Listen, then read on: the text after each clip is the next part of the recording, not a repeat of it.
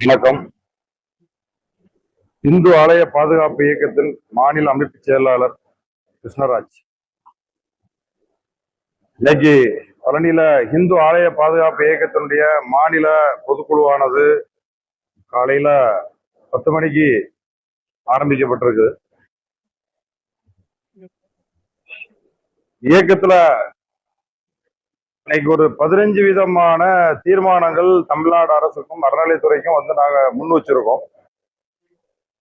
தமிழ்நாட்டில் ஆலய சம்பந்தப்பட்ட பல்வேறுபட்ட பிரச்சனைகள் இருந்தாலும் குறிப்பாக ஒரு 15 தீர்மானத்தை முன்னிறுத்தி இந்த பொதுக்குழுவானது தீர்மானத்தை நிறைவேற்றியிருக்கோம். முதல் தீர்மானமானது 1959க்கு பிறகு இந்து சமய அறநிலையத்துறையினால் நியமிக்கப்பட்ட தக்கார் நியமனம், அதாவது குலதெய்வ கோயில், குடும்ப கோயில், சமுதாய கோயில், இந்த மாதிரி கோயில்கள் தக்கார் நியமனம் செய்யப்பட்டது. அதை எதிர்த்து வழக்கு நடக்கு.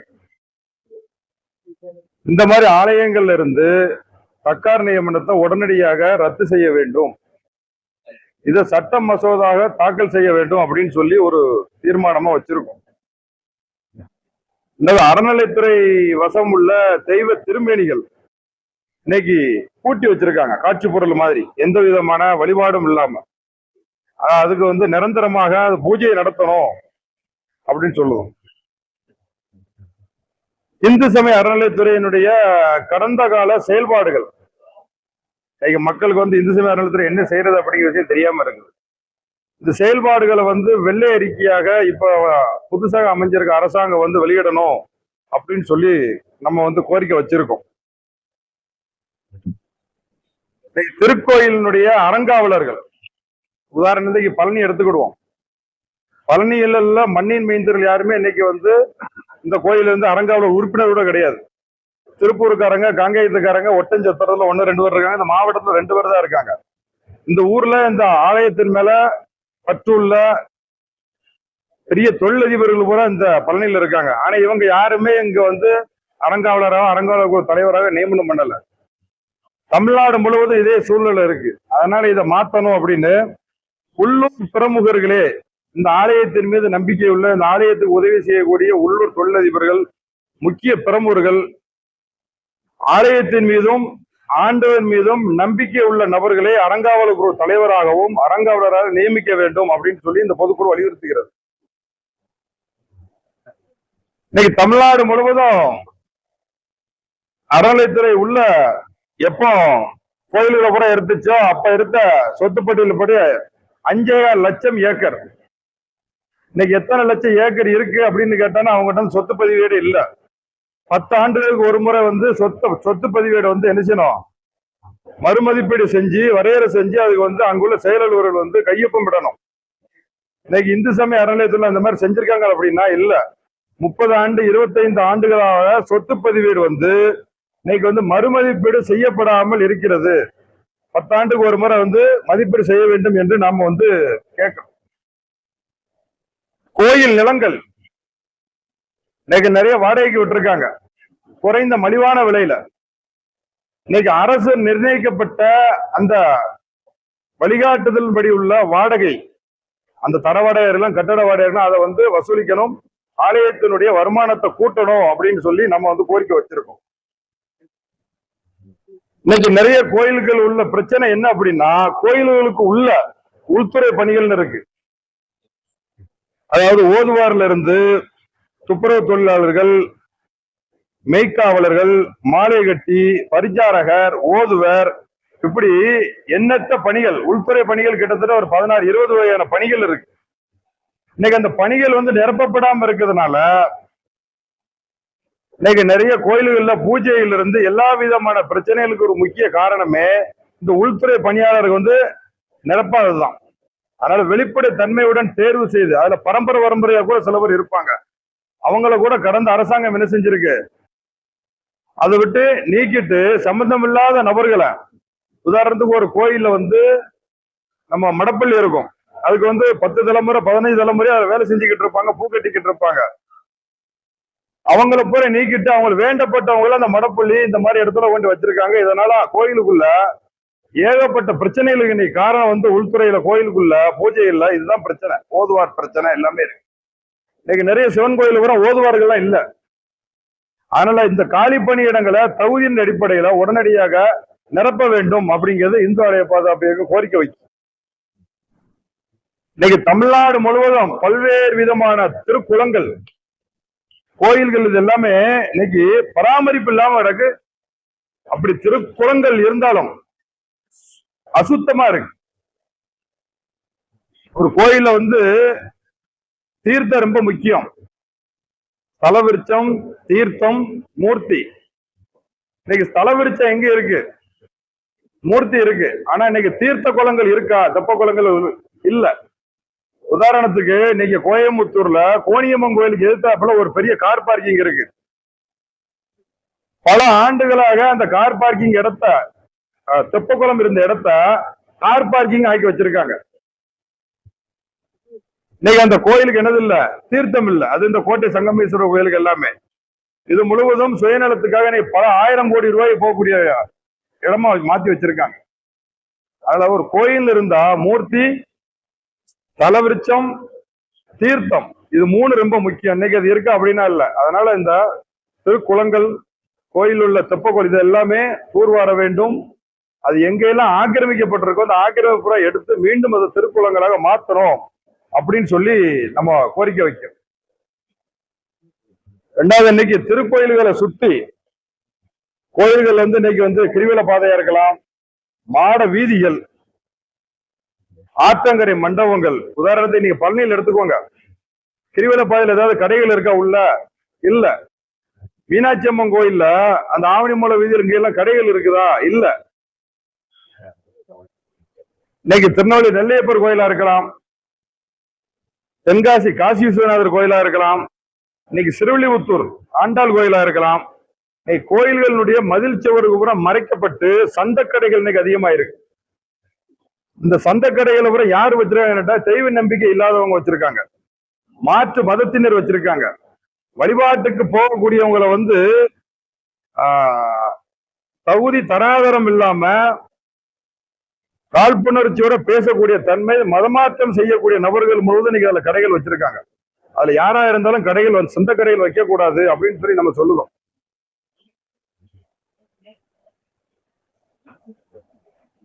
இன்னைக்கு தமிழகம் முழுவதும் திடீர்னு பார்த்தோம் அப்படின்னா கட்டண உயர்வு. திருச்செந்தூர்ல வந்து கட்டண உயர்வு. ஆனா அமைச்சர், இந்து சமய அறநிலையத்துறை அமைச்சர் ரமேஷ் என்ன சொல்றாரு அப்படின்னா, கட்டண உயர்வு இல்ல, கருத்து கேட்பு தான் அப்படின்னு சொல்லி சொல்றாரு. கட்டண உயர்வு இல்லைன்னா கருத்து கேட்பு தேவை அப்படின்னா கருத்து கேட்பு தேவை கிடையாது. ஆனா இதெல்லாம் வந்து கட்டண உயர்வு வந்து திணிக்கக்கூடிய ஒரு கொள்ளை. இன்னைக்கு இங்க பழனியில எடுத்துக்கோங்க, காட்டேஜ் 300 ரூபாய் இருந்தது வந்து 600 ரூபாய். 4 பேர் தங்கக்கூடியது ஒரு 2000 ரூபாய்க்கு இருந்தது, இன்னைக்கு 4000 ரூபாய்க்கு உயர்த்தி இருக்காங்க. 100 கோடி ரூபாய் வருமானம் வந்து இந்த கோயிலுக்கு. 100 கோடி ரூபாய் வருமானம் வரக்கூடிய பக்தர்களுக்கும் இந்த கோயிலினுடைய வளர்ச்சிக்கும் தான் இருக்கு. ஆனா அந்த 100 கோடி ரூபாய் என்ன செய்தாங்கன்னு யாருக்கும் சொல்ல மாட்டாங்க.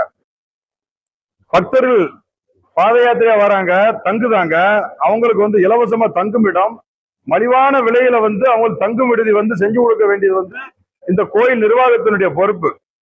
ஆனா ஒரு பக்கம் கட்டண கொள்ளுக, இன்னொரு பக்கம் விடுதியில வந்து கட்டண உயர்வுன்னு சொல்லி அப்படி ஒரு கொள்ளை. திமுக அதிமுக ஆட்சி காலத்துல இல்லாத அளவு கூட இந்த கட்டண உயர்வு, இந்த விடுதி கொள்ளை வந்து இப்ப புதுசா வந்திருக்கு இந்த அரசாங்கம் என்ன செஞ்சுக்கிட்டு இருக்கு, உயர்த்தி கொண்டு இருக்கிறது. இன்னைக்கு திருப்பரங்குன்றத்துல உயர்நீதிமன்றம் தீர்ப்பு இருக்கு நமக்கு ஏத்தணும்னு சொல்லி. கடந்த திமுக அரசாங்கம் வந்து என்ன செஞ்சிச்சு, சிறுபான்மையினுடைய ஓட்டுக்காக அங்க தீபம் ஏத்த விடல. இப்ப புதுசா வந்திருக்க இந்த அரசாங்கம் நாங்க உச்ச நீதிமன்றத்துல மேல்முறையீடு போவோம்னு சொல்லி சொல்லுதாங்க.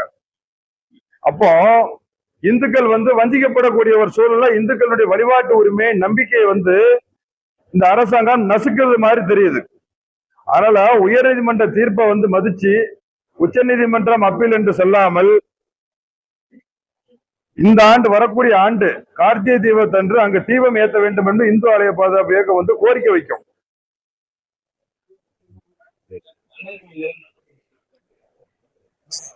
கடைசியில சொல்றேன். இப்ப புதுசா இன்னொரு பிரச்சனை, இந்து தர்மத்திற்கு, இந்துக்களின் நம்பிக்கைக்கு காலங்காலமாக நம்மளுடைய முன்னோர்களுக்கு செய்த அந்த கடன்கள் இருக்கு. உதாரணத்துக்கு காசியில நம்ம அஸ்திகள் கரைப்பாங்க, கங்கையில கரைப்பாங்க, நம்ம தாமிரபரணியில கரைப்பாங்க, எல்லா ஆத்திலையும் கரைக்கக்கூடிய ஒரு பழக்கம் இருக்கு. இன்னைக்கு நதி நீரை காக்க போறோம்னு சொல்லிட்டு இன்னைக்கு இந்து மதத்துக்கு விரோதமான கருத்து கொண்ட சில தன்னார்வ அமைப்பு என்று சொல்லி சில ட்ரஸ்ட் எல்லாம் வச்சிருக்காங்க. அவங்க எல்லாம் சேர்ந்து இன்னைக்கு என்ன செய்வாங்க,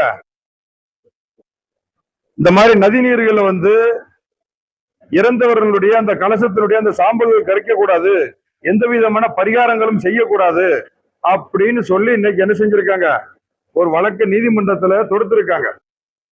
அதனால உயர் நீதிமன்ற நீதிமன்றமானது இந்த விஷயத்துல கவனம் கொடுத்து இந்துக்கள் மீது உள்ள நம்பிக்கைக்கு என்ன செய்யக்கூடாது, குந்தகம் விளைவிக்குது மாதிரி இந்துக்கள் முன்னோருக்கு செய்யக்கூடிய கடமைக்கு எந்த விதமான தடையும் இருக்கக்கூடாது, இது இந்துக்களினுடைய நம்பிக்கை அப்படின்னு சொல்லி உயர் நீதிமன்றம் தீர்ப்பு வழங்க வேண்டும். மாநில அரசாங்கம் இதுக்கு என்ன செய்யணும், கவனம் கொடுக்கணும் அப்படின்னு சொல்லி நம்ம கோரிக்கை வச்சிருக்கோம். குறிப்பா உயர் நீதிமன்றத்துக்கு இந்த கோரிக்கை வழக்கு நிலுவையில் இருக்குது. அடுத்து திண்டுக்கல் மாவட்டம், நமக்கு தெரியும் தாடிக்கம்பு சவுந்தரராஜ பெருமாள் கோயில். தாடிக்கம்பு சவுந்தரராஜ பெருமாள் கோயிலுக்கு இடம் ஆயிரக்கணக்கான கோடி ரூபாய்க்கு இருக்கு. இது திண்டுக்கல்ல இருக்கக்கூடியவங்களுக்கோ தாடிக்கம்புல இருக்கக்கூடிய பக்தர்களுக்கோ தெரியுமா, மக்களுக்கு தெரியுமா அப்படின்னா தெரியாது. ஒரு உதாரணம், தாடிக்கம்பு சவுந்தரராஜ பெருமாள் கோயிலுக்கு 3ஆம் தசாவதார கட்டளைன்னு ஒண்ணு இருக்குது. அந்த கட்டளை சொத்து சாமி வருஷத்துக்கு ஒரு முறை அந்த மண்டபத்தில் இருந்துட்டு போவாரு. இன்னைக்கு வாணிவிலாசு மேட்ல அந்த சொர்ணமில்ல மோட்டார் கடை ஏத்தாப்புல இருக்குது, அவங்க ஆக்குபை பண்ணி வச்சிருக்காங்க. நாம முதலாக அந்த சொத்தை எடுத்திருக்கோம். கிட்டத்தட்ட 20 கோடி ரூபாய்க்கு மேல போகும், 1500 கோடி. இது அந்த இடத்த பட்டா போட்டு வச்சிருக்காங்க. கட்டளை சொத்தை, சாமிக்குள்ள சொத்தை பட்டா போட்டு வச்சிருக்காங்க. ஆனா இன்னைக்கு அறநிலையத்துறை அமைச்சர் இன்னைக்கு என்ன சொல்லுவாரு, கோயில் இடத்த, சாமியினுடைய மண்டபப்படி இடத்த யாராவது பட்டா போட முடியுமா அப்படின்னு என்னை கேட்காரு. இந்த பழனி நிலம் பதிவு பண்ணதுக்கு பிறகு இன்னைக்கும் அவர் முருகேசனுடைய பொண்ணு பேர்ல அந்த பட்டா இருக்குது. மணிஷா முருகேசன் பேர்ல இன்னைக்கு பட்டா இருக்குது. பட்டா மாத்த முடியாதால ஒண்ணும் இல்ல. அதிகாரிகள் உட்பட, அறநிலையத்துறை அதிகாரிகள் உட்பட இதுக்கு என்ன செய்தாங்க, உடந்தையா இருக்காங்க, கண்டும் காணாமல் இருக்காங்க. நாங்க முதலாக இவர் சாமிநாதன் மாநில துணைத் தலைவர் அதுக்காக மனு கொடுத்திருக்கும் போது எங்களுக்கு அந்த மாதிரி சொத்தை இல்லைன்னு சொன்னாங்க. கமிஷனருக்கு, ஜேசிக்கு பேப்பர்ல கொடுத்ததுக்கு பிறகு எங்க சொத்து தான் சொல்லிட்டு அங்க இருக்க ஆக்கிரமிப்பு பூரா அகத்தி இப்ப கோர்ட்ல கேஸ் போட்டிருக்காங்க. இதே அறநிலைத்துறை திண்டுக்கல் தாடிக்கம்பு ஈவோ. அது மட்டும் இல்ல, அந்த சவுந்தரராஜ பெருமாள் கோயிலுக்கு சொந்தமான இன்னைக்கு நம்ம தேனி ஆனந்தம் இருக்கு, வரதராஜ நாயுடு காம்ப்ளெக்ஸ். இந்த வண்டி வெங்காயப்பேட்டைன்னு ஒண்ணு இருக்குது. அடுத்து அது என்ன, இது பாலிச்சாமியார் சத்திரம். இன்னைக்கு இதெல்லாம் சேர்த்தீங்கன்னா ஒரு 25,000 கோடி ரூபாய்க்கு மேல போகும். ஹார்ட் ஆஃப் த சிட்டில இருக்கு அந்த பாலிச்சாமி சத்திரம். தாடிக்கம்பு ரோட் இறங்குற இடத்துல நீங்க யாராவது பார்த்திருந்தீங்கன்னா தெரியும். 2 லெப்ட் சைட்ல ரைட் சைட்ல தட்டி வச்சு அடைச்சிருப்பாங்க. அதே பாலிச்சாமி சத்திரம்னு சொல்லி. அது தாடிக்கம்பு சவுந்தரராஜ பெருமாள் கோயிலுக்குள்ளுடைய கட்டளை சொத்து. அதனால இந்த கட்டளை சொத்து விவரம் நீதிமன்றத்தில் வழக்கு தொடுத்திருக்குது. இந்து ஆலய பாதுகாப்பு இயக்கத்தின் சார்பாக தொடுக்கப்பட்டிருக்குது. இது சம்பந்தப்பட்ட நடவடிக்கையை உடனே விரைந்து முடிக்க வேண்டும் இங்கு உள்ள அறநிலையத்துறை அதிகாரிகள் அப்படின்னு சொல்லி நாம கேட்டிருக்கோம். ஏற்கனவே கோரிக்கை வச்சிருக்கோம். இன்னும் அடுத்து ஆர்ப்பாட்டம்ல அதுக்காக நாங்க நடத்தணும்னு சொல்லி முடிவு பண்ணிருக்கோம். பழனி கோயில், பழனி கோயில் நமக்கு எல்லாம் தெரியும். பல பேர் நம்ம பேட்டி கொடுத்திருக்காங்க, வச்சிருக்காங்க. பழனி கோயிலை பொறுத்தளவுல ரொம்ப சிம்பிள். இன்னைக்கு அறநிலைத்துறையில இருக்கக்கூடிய முதன்மை செயலாளர், முன்னாடி அவர் திமுகவில் என்ன செஞ்சாரு, கமிஷனரா இருந்தார். இன்னைக்கு பத்திரப்பதிவு துறைக்கு அவர் தான் செயலாளர். சம்பந்தமே இல்லாம யார் மேலேயும் இன்னைக்கு வழக்கு போட்டிருக்காங்க. கமிஷனரா மாத்திருக்காங்க சென்னையில இருந்து. ஆனா முதன்மை செயலாளர் அங்கதான் இருக்காரு. முதன்மை செயலாளர் அங்கதான் இருக்காரு. அப்ப இதுல யாரோ ஒரு வேளை ரெண்டாவது வந்த ஒரு பத்திரப்பதிவு ஜஸ்டின் மணிகண்டன் மேல மட்டும்தான் போட்டிருக்காங்க. 3ஆம் தேதி பத்திரப்பதிவு செஞ்சு அதை பிளாக் பண்ணிட்டு போன பத்திரப்பதிவு மேல போடல. 3 பேர் அதை பதிவு பண்ணியிருக்கான், வாங்கியிருக்காங்க. அவங்க தலைமறைவு ஆக்கியிருக்காங்களா, தலைமறை ஆயிருக்காங்களான்னு தெரியாது. உண்மையிலே அவங்க காட்டி கொடுக்க மாட்டாங்க. அவங்க கடைசி வரைக்கும் என்ன செய்ய மாட்டாங்க. இந்த செந்தில் பாலாஜி தம்பி எப்படி கைது பண்ணாம இருந்தாங்களோ அதே மாதிரி அந்த பத்திரத்தை எழுதி கொடுத்தவங்களும் சரி, எழுதி வாங்கினவங்களும் சரி என்ன செய்ய மாட்டாங்க, கைது பண்ண மாட்டார்கள். இது நிதர்சனமான உண்மை. ஏன்னா அவங்க மாட்டினாங்க அப்படின்னா ஒட்டுமொத்த அதிகாரிகள் மாட்டுவாங்க, முக்கியமான தொழிலதிபர்கள், முக்கியமான அரசியல் புள்ளிகள் மாட்டுவாங்க. இன்னைக்கு வெவ்வேறு ஊடகங்கள், வெவ்வேறு விவாதங்கள், வெவ்வேறு நபர்களுடைய பேரில் அடிபட்டுக்கிட்டு இருக்கு. அரசியல்வாதிகள் பேரு, தொழிலதிபர்கள் பேரு. அதனால சிபிசிஐடி விசாரணை செஞ்சுக்கிட்டு இருக்காங்க. நாமளும் சிபிசிஐடிக்கு ஒரு கோரிக்கை வச்சிருக்கோம், ஒரு மனு கொடுக்க போறோம்.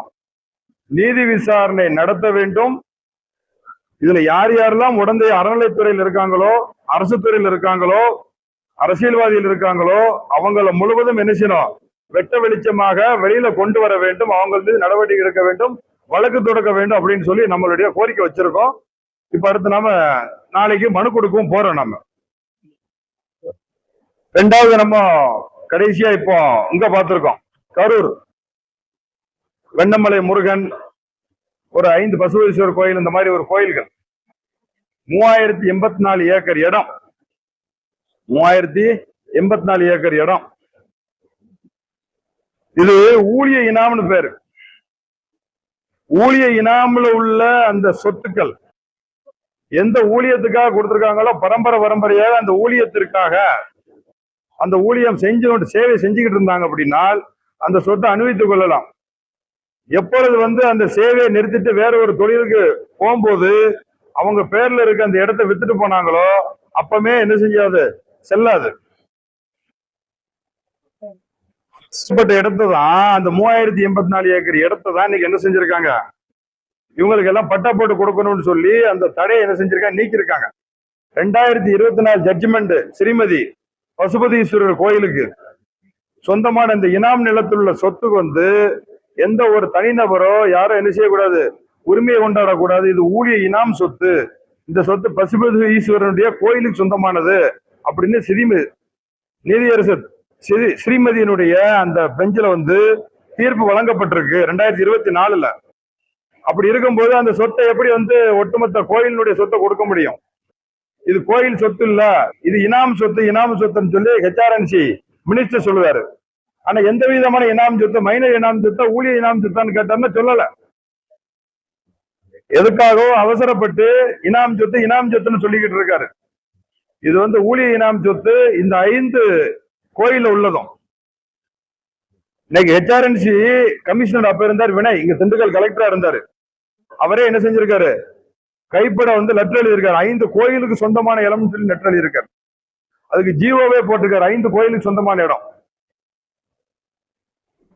ஹெச்ஆர்என்சி கமிஷனர் கோயிலுக்கு சொந்தமான இடம் ஜிஓ போட்டு வெளியில ரிலீஸ் பண்ணுதாரு. ஆனா ஹெச்ஆர்என்சி மினிஸ்டர் இது கோயில் இடம் இல்ல, இனாம் இடம் அப்படின்னு சொல்லுதாரு. அப்ப இது எந்த அளவுக்கு உண்மை? ஹெச்ஆர்என்சி கமிஷனர் சொல்றதுதான் உண்மை. ஜட்ஜ்மெண்ட், நிறைய ஜட்ஜ்மெண்ட் காப்பியெல்லாம் இருக்கு. ஸ்ரீமதி, அதுக்கு முன்னாடி அதுக்கு பின்னாடி இது கோயில் இடம் தான் சொல்லி ஹெச்ஆர்என்சி என்ன செஞ்சிருக்காங்க, கோர்ட்டுக்கு அப்பீலுக்கு போயிருக்காங்க. தீர்ப்பு அது கோயில் இடம் தான் அப்படின்னு சொல்லி தீர்ப்பு வாங்கியிருக்காங்க. இப்படி இருக்கும்போது இது வன்மையா கண்டிக்கத்தக்கது. இப்படி கோயில் இடத்தை பெரு நிலக்கிழார்களுக்கு பட்டா போட்டு கொடுக்கறது அரசாங்கம் சம்மதிக்கும் போது, ஏன் 1959க்கு பிறகு கைப்பற்றப்பட்ட ஆலயங்கள், சர்க்கார் நியமனம் செய்யப்பட்ட ஆலயங்களை ரத்து செய்து ஏன் கோயில் உரிமையாளர்கிட்ட கொடுக்க கூடாது அப்படிங்கிறது நம்ம இந்து ஆலய பாதுகாப்பு இயக்கத்தினுடைய வாதம். அதனால இந்த 15 விதமான கோரிக்கையும் நிறைவேற்ற வேண்டும். பள்ளியில் நடந்த முறைகேட முறையா நீதி விசாரணை செய்து அனைத்து அதிகாரிகள், அரசியல்வாதிகள் நடவடிக்கை எடுக்க வேண்டும். பசுபதி ஈஸ்வரர் கோயில் இது கரூர்ல இருக்கக்கூடிய கல்யாண பசுபதீஸ்வரர் கோயில் இடம் உட்பட 5 கோயில் இடங்களையும் உடனடியாக அந்த பட்டா பெயர் மாற்றம் செய்யலாம் என்று சொல்லக்கூடிய அந்த அரசாணையை உடனே ரத்து செய்ய வேண்டும். இதை சட்டமன்றத்திலே சட்ட மசோதாவாக நிறைவேற்ற வேண்டும் என்பது இந்து ஆலய பாதுகாப்பு இயக்கத்தினுடைய கோரிக்கை.